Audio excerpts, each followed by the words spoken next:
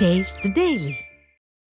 இடையே உலுக்கிய அண்ணா பல்கலைக்கழக மாணவி பாலியல் வன்கொடுமைக்குள்ளான வழக்கில் ஞானசேகரன் குற்றவாளி என நீதிமன்றம் தீர்ப்பளித்திருப்பதற்கு அதிமுக பொதுச் செயலாளரும் சட்டமன்ற எதிர்க்கட்சித் தலைவருமான எடப்பாடி கே பழனிசாமி வரவேற்பு தெரிவித்துள்ளார்.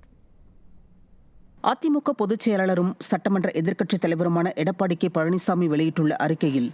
இந்த வழக்கில் அதிமுக தொடர்ந்து போராட்டம் நடத்தி மாணவியின் குரலாக மக்கள் மன்றத்தில் ஒலித்து வந்த தொடர் முன்னெடுப்புகளின் ஊடாக தன்னிடம் வழங்கப்பட்ட குற்றப்பத்திரிகை மற்றும் ஆவணங்கள் அடிப்படையில் நீதிமன்றம் வழங்கியுள்ள தீர்ப்பு வரவேற்கத்தக்கது என கூறியுள்ளார். இருப்பினும் மக்கள் மன்றத்தில் இந்த வழக்கு குறித்து ஸ்டாலின் மாடல் அரசு மீது நிலவும் முக்கியமான கேள்விகளுக்கு இன்னும் விடை கிடைக்கவில்லை என்றும்,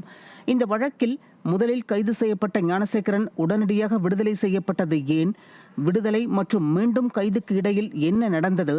ஞானசேகரன் வீட்டு படுக்கையறையில் அமர்ந்து பிரியாணி சாப்பிடும் அளவிற்கு நெருக்கமாக இருந்த ஸ்டாலின் அரசின் அமைச்சர் மற்றும் சென்னை துணை மேயர் இந்த வழக்கில் விசாரிக்கப்படாதது ஏன் என்ற கேள்விகளை எழுப்பியுள்ளார்.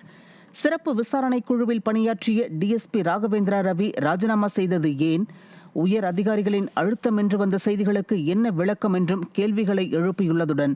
இவை எல்லாவற்றையும் விட மிக மிக முக்கியமான இந்த வழக்கின் மூலக்கேள்வியான யார் அந்த சார் என்ற கேள்வி இன்னும் அப்படியே இருக்கிறது என்றும் கழக பொதுச் செயலாளர் குறிப்பிட்டுள்ளார்.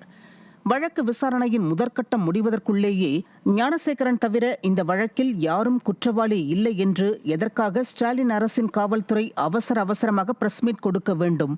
யாரை காப்பாற்ற இந்த வேகம் என்றும் கேள்விகளை எழுப்பியுள்ள கழக பொதுச் செயலாளர், பாதி நீதியால் தப்பித்து விடலாம் என்று எண்ணினால் அந்த எண்ணம் ஒருபோதும் ஈடேறாது என்று கூறியுள்ளார்.